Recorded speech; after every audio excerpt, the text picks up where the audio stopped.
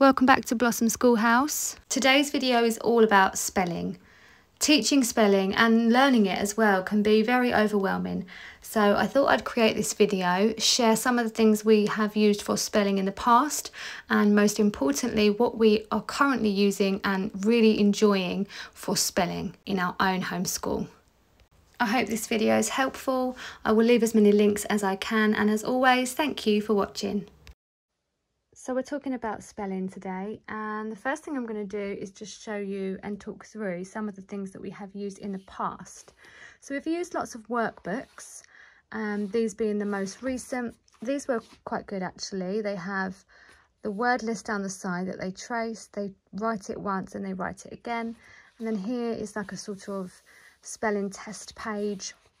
Completed quite a few. This is, I think, Miss Six's. She didn't get quite as much filled out as my 8-year-old did in here, but they are really good fun. They've got activities for each word list as well, so that was good, that was handy. So yeah, workbooks, they work great.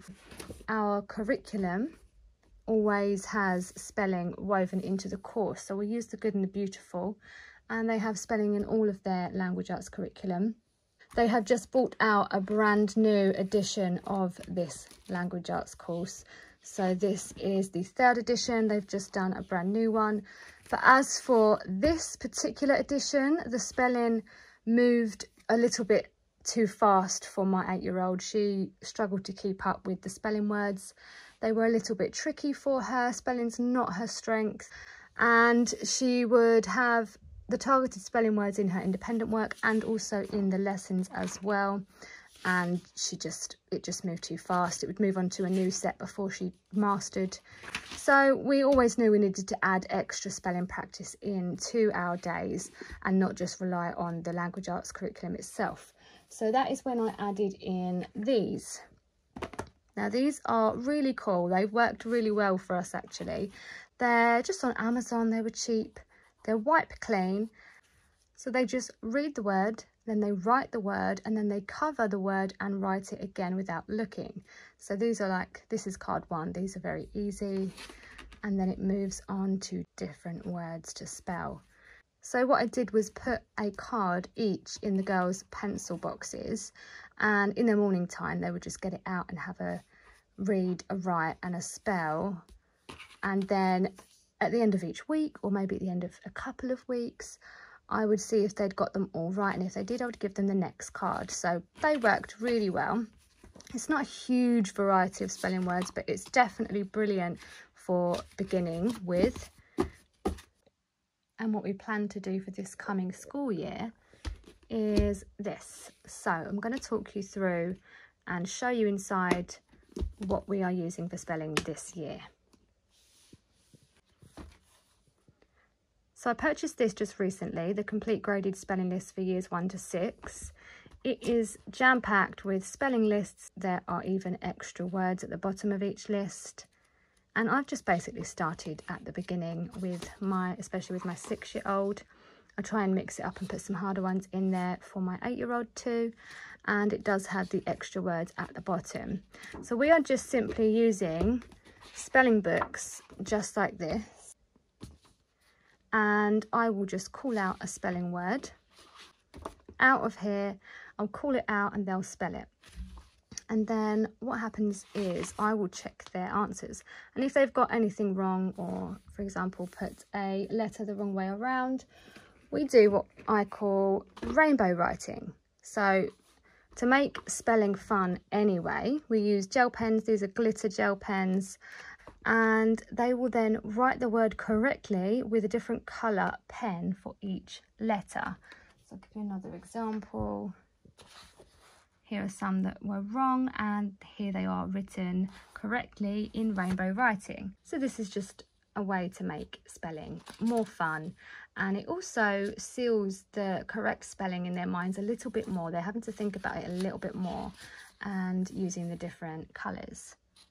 So that has been really fun. And I got them a new, you may have seen in my most recent resources video, I've got them a new fresh spelling practice book each for the new school year as well. And then I also got this. This is just for spelling lists year 1 and 2, but it is a exercise book as well as the list. So if you just want the spelling lists for year 1 and 2, you could just get this. You wouldn't have to purchase this as well, because this has the lists in there as well, but it also has the exercises to complete that help seal the correct spelling in the child's mind. So that is really handy.